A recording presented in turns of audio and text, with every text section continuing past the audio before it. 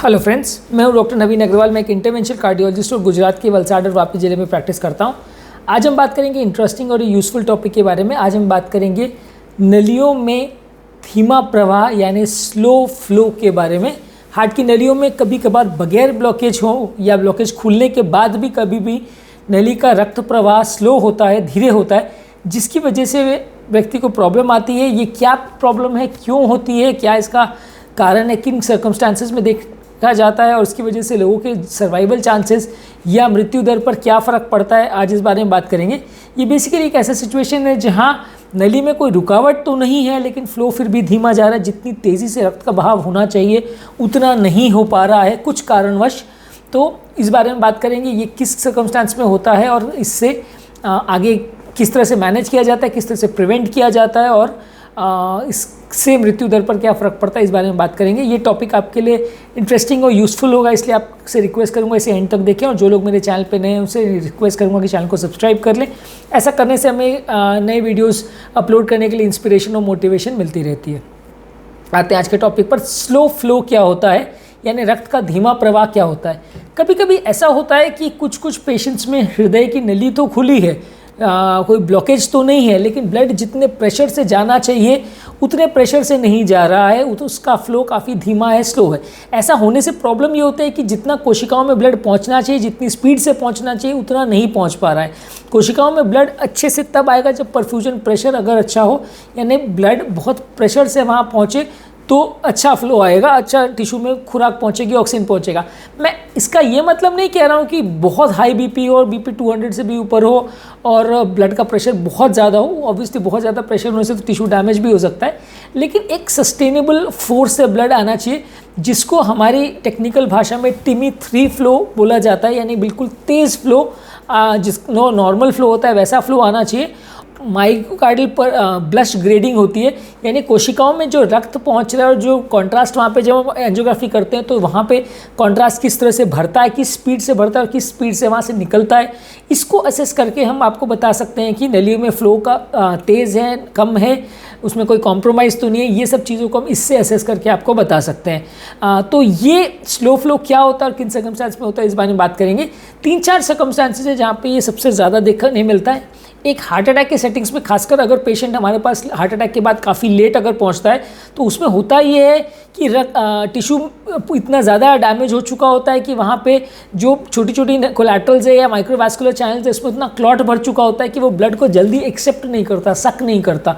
इस वजह से अगर बड़ी नली में हमने स्टेंट डाल के खोल भी दिया तो भी नीचे टिश्यू तक ब्लड नहीं पहुँचता। ये ज़्यादातर उन पेशेंट्स में देखने को मिलता है जो हार्ट अटैक के काफ़ी घंटे के बाद हमारे पास आते हैं।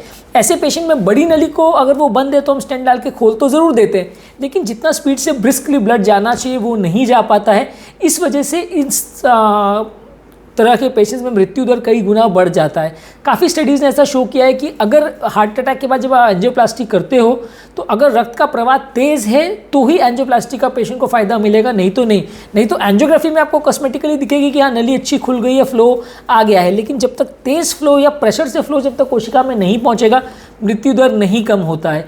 काफ़ी स्टडीज़ ने ऐसा शो किया है कि अगर टिश्यू का परफ्यूजन ग्रेड 3 के बदले 2 है, यानी ग्रेड 3 के बदले ग्रेड 2 है, या ब्लश ग्रेड 3 के बदले 2 है, तो मृत्यु दर कई गुना बढ़ जाता है। तो ऐसा हार्ट अटैक के पेशेंट्स में जो हम कहते हैं कि टाइम का बहुत वैल्यू, पेशेंट का जल्दी हमारे पास पहुंचना ज़रूरी है, ये इसलिए भी है कि जितना लेट होते जाता है उतना टिश्यूज़ में या माइक्रोवास्कुलेचर में पूरा क्लॉट भर जाता है, लोही का थक्का बन जाता है। तो बड़ी नली को तो हम स्टेंट डाल के खोल सकते हैं, लेकिन छोटे छोटे क्लॉट्स का हम कुछ नहीं कर सकते, उसको तो हमें दवा गोली से ही मैनेज करना पड़ता है। तो ये स्लो फ्लो एंजियोप्लास्टी के बाद लगभग 5% केसेस में देखने को मिलता है हार्ट अटैक के वाले पेशेंट्स में। स्टेबल पेशेंट जहाँ इलेक्टिव एंजियोप्लास्टी करे, हार्ट अटैक नहीं है, वहाँ पे यूजली स्लो फ्लो का चांस कम है, वहाँ लेस देन 1 to 2% रहेगा। पर हार्ट अटैक के पेशेंट में लगभग 4 से 5% केसेस में देखने को मिल सकता है, खासकर उन पेशेंट में जो काफ़ी लेट हमारे पास पहुँचे हो या जिनका टिश्यू ऑलरेडी बहुत डैमेज हो गया हो या जिनका ब्लड प्रेशर बहुत ज़्यादा कम रह रहा हो। लो ब्लड प्रेशर के सर्कमस्टांस में या सडनली वेगल रिएक्शन की वजह से भी अगर ब्लड प्रेशर कम हो तो वैसे केसेस में नॉर्मल व्यक्ति में भी जहाँ हार्ट अटैक ना हो वहाँ पे भी स्लो फ्लो देखने को मिल सकता है। यानी कि अगर पेशेंट का हम जब एंजियोग्राफी कर रहे हैं तो कोई रिएक्शन की वजह से या कोई वैसोवेगल होने की वजह से अगर बीपी सडनली 60-70 पे आ गया तो वैसे केसेस में नलियों में जो एंजियोग्राफी का फ्लो है वो स्लो रहेगा। वैसे केसेस में ब्लड प्रेशर को बढ़ाने से अपने आप वो नॉर्मल आ जाता है। हार्ट अटैक के सेटिंग्स में ब्लड प्रेशर तो एक इंपॉर्टेंट फैक्टर है ही है कि अगर बीपी लो रहेगा तो डेफिनेटली स्लो फ्लो रहेगा, पर अगर बीपी नॉर्मल भी हो तो, और अगर माइक्रोवैस्कुलर में या छोटी छोटी कोलैटरल चैनल जो रहती है उसमें अगर क्लॉट्स भर गया है, खून का थक्के भर गए हैं, तो वैसे केसेस में नली को स्टेंट करने के बाद भी रक्त प्रवाह चालू नहीं होगा, टिश्यू में उतने अच्छे से ब्लड नहीं पहुंचेगा और व्यक्ति का मृत्यु दर उतना फ़ायदा नहीं होगा जितना होना चाहिए। यानी मृत्यु दर एंजियोप्लास्टी के बाद जो 30% से कम होकर 5% पर आ जाता है, तो स्लो फ्लो वाले केस में 30% से जो 5% आना चाहिए वो बेनिफिट नहीं मिलता है। नली को खोलने से पेशेंट को कोई ज़्यादा फायदा नहीं होता, मृत्यु दर फिर भी कम से कम 15% या 20% तक भी जा सकता है। यानी थोड़ा फ़ायदा होगा, 30% से कुछ बेनिफिट मिलेगा, लेकिन उतना फ़ायदा नहीं मिलेगा जितना मिलना चाहिए। तो इस चीज़ को समझना कॉमन लोग के लिए ज़रूरी इसलिए क्योंकि हार्ट अटैक के बाद उनको लगता है कि स्टेंट डाल दिया, नली खुल गई, ब्लॉकेज खुल गया, अब तेज फ्लो आना चाहिए, अब व्यक्ति की जान बचनी चाहिए। पर ये चीज़ को डॉक्टर भी कई बार हेल्प नहीं कर सकता। वो नली को खोल तो देता है, लेकिन कुछ टेक्निकल कारणों की वजह से या कुछ प्रॉब्लम्स की वजह से कई बार फ्लो एस्टैब्लिश नहीं हो पाता। ऐसे केस में प्रॉब्लम ये आती है कि मृत्यु दर कई गुना बढ़ जाता है क्योंकि कोशिका में ब्लड नहीं पहुंचता, तो सेल्स को जो ऑक्सीजन ग्लूकोज मिलना चाहिए, जो उनका हीलिंग होना चाहिए, वो नहीं हो पाता है। सेल्स मरना चालू रहते हैं, टिश्यू और डिजेनरेट होता है, हार्ट फटने का चांस बढ़ जाता है।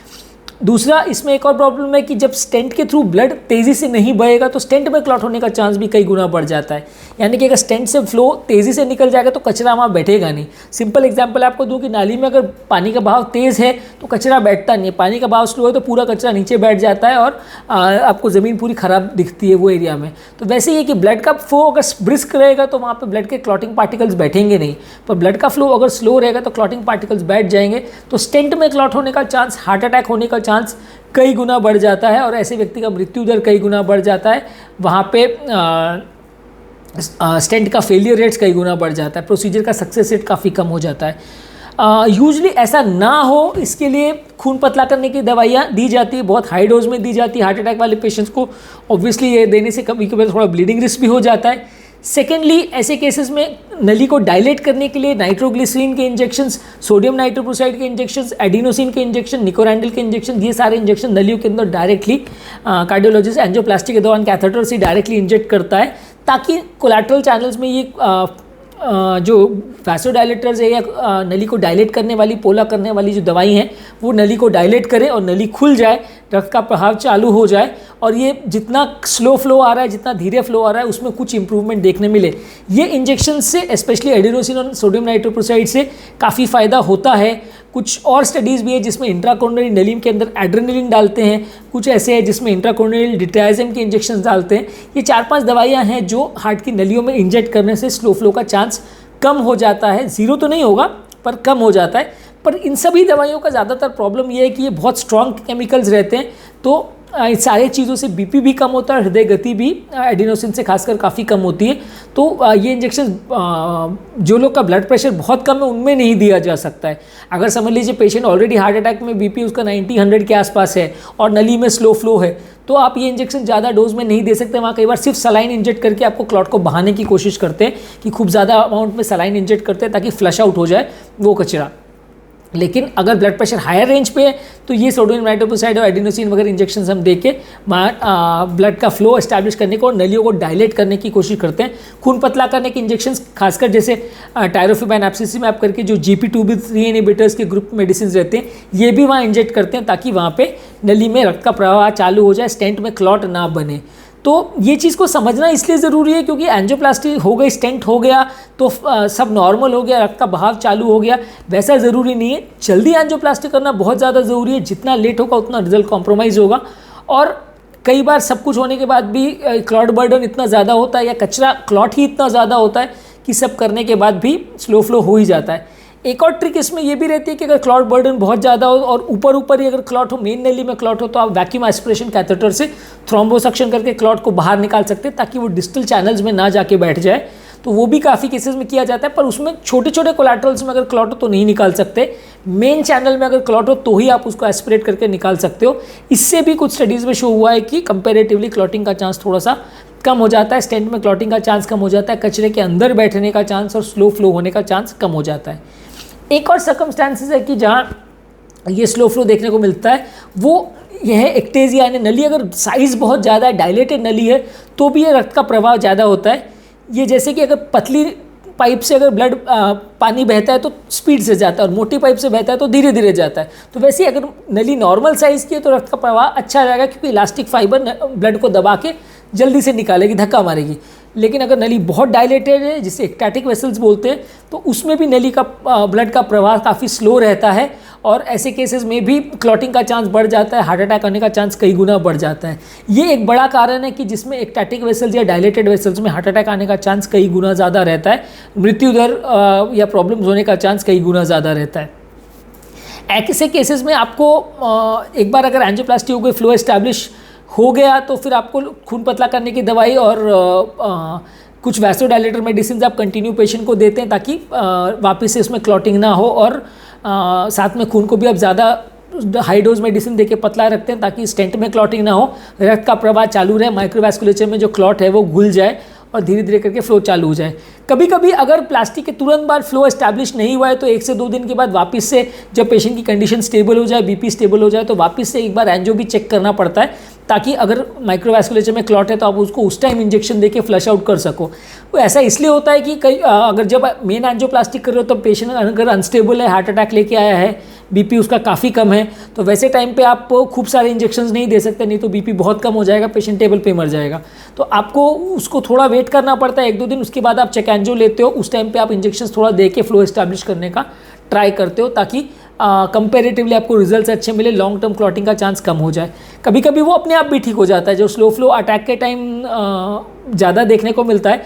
2-4 दिन के बाद आप चेक एंजियो करोगे या 2 महीने के बाद चेक एंजियो करोगे तो ज़्यादातर काफ़ी केसेस में स्लो फ्लो अपने आप भी ठीक हो जाता है, खासकर अगर टिश्यू जिसको वो नली सप्लाई कर रही है वो जिंदा है। तो कभी कभार क्या होता है कि वो टिश्यू इतना ज़्यादा मर चुका होता है, इतना नॉन वायबल हो चुका होता है कि वो ब्लड को तेज़ी से सक ही नहीं कर पाता है, इसलिए वो स्लो फ्लो लाइफ टाइम ही परसिस्टेंट रहता है।